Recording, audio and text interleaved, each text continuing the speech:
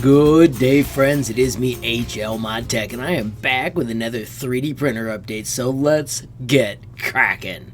Friends, of course, I'm on my website, HLModTech.com. If you come out to the 3D printer tab, today we're going to be working with the Anet series. If you haven't seen it before, I've got a set of videos that shows you how to update to Marlin. At the end of that, it also shows how to add OpenBLT. I hit that button and it did not automatically work, so friends, I've got some manual steps. Let me show you how to do it. Friends, before I get started, I do want to remind you, whenever you're messing with firmware, it is risky, so make sure you take care and make sure you understand you're assuming that risk when you go along this path. Friends, a super quick refresher, this is all done in Visual Studio Code. Here you can see the final steps where I hit build, we uploaded, and it did not take. When I saw the button, I was hopeful that it would add OpenBLT to our machine, but I do not even believe that's what it's intended to do. I'm going to walk you through those steps super quick. So returning to the Anet page, we're going to go to the OpenBLT link. This is created by David Terán. He is awesome,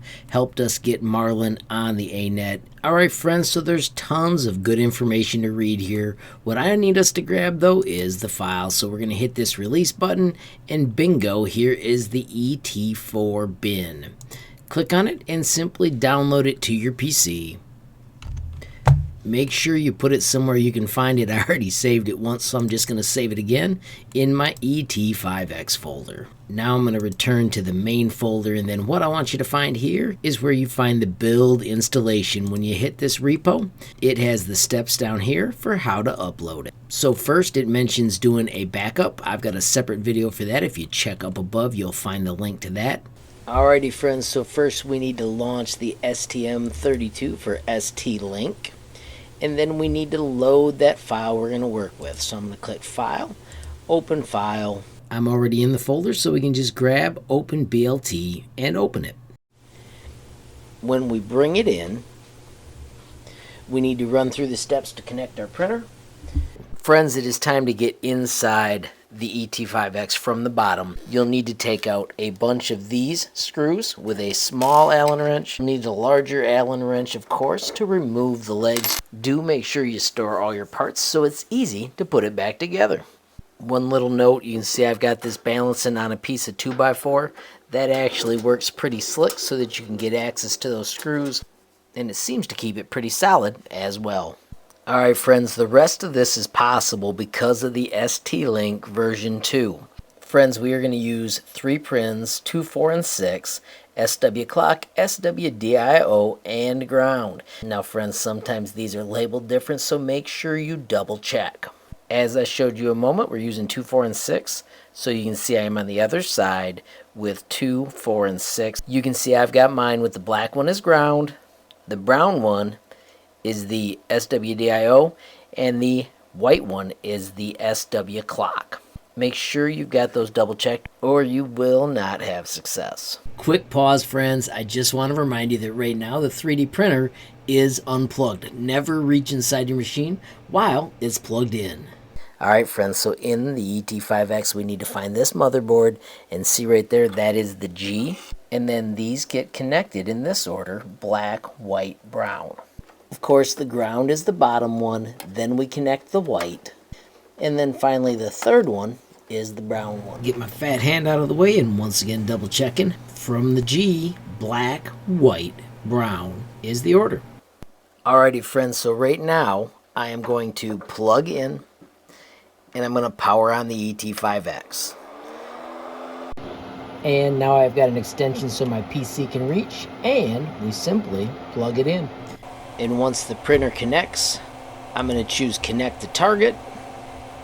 We've got the OpenBLT loaded. Remember, there is a video above for how to do your backup. I already did mine. And now I'm going to choose target, program. Keep the start address, reset after programming, and let's get this done. And there you have it. Alright everybody, so now that that's completed, I am going back to auto build Marlin. Going back to my configuration.h. Now remember, this is called the ET5X. I'm going to change that to BLT. So with that quick change, let's go to auto build Marlin and let's build the OpenBLT one and then put it on an SD card.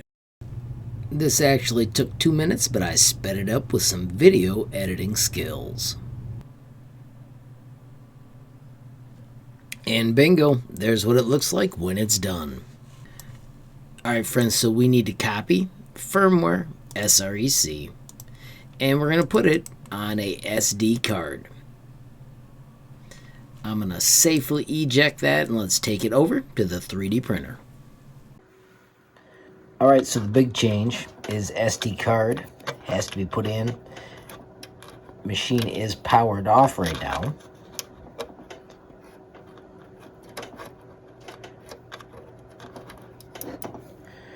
And now when we power it on, there's your OpenBLT screen. It's checking that SD card for an update. And bingo, there you can see we're getting new firmware.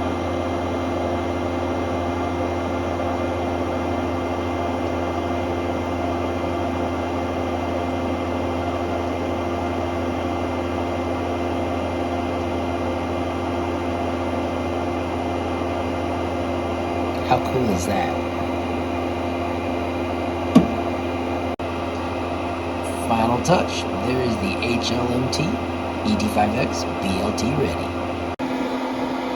So do remember that you want to take that firmware off that SD card so it doesn't update every time you power it on. We have got an issue where the touchscreen is not functioning quite like it's supposed to.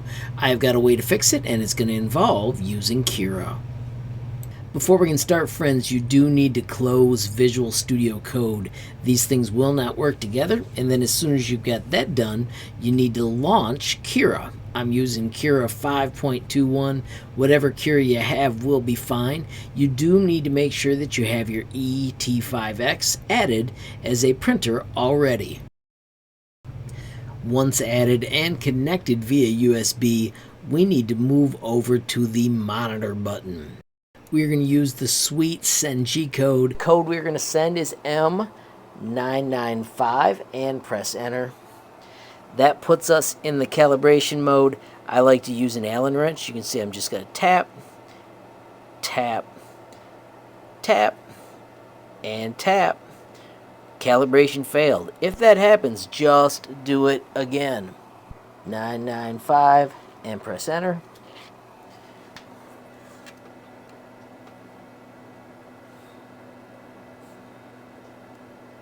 Bingo, calibration completed, and now we're ready to roll.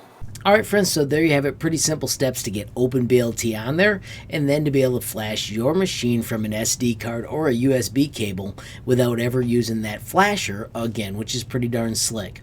Now I do want to show you something when we go out here to David's site. He mentions down in the comments that his has updates that the generic one won't have. He does not recommend the copy and the paste.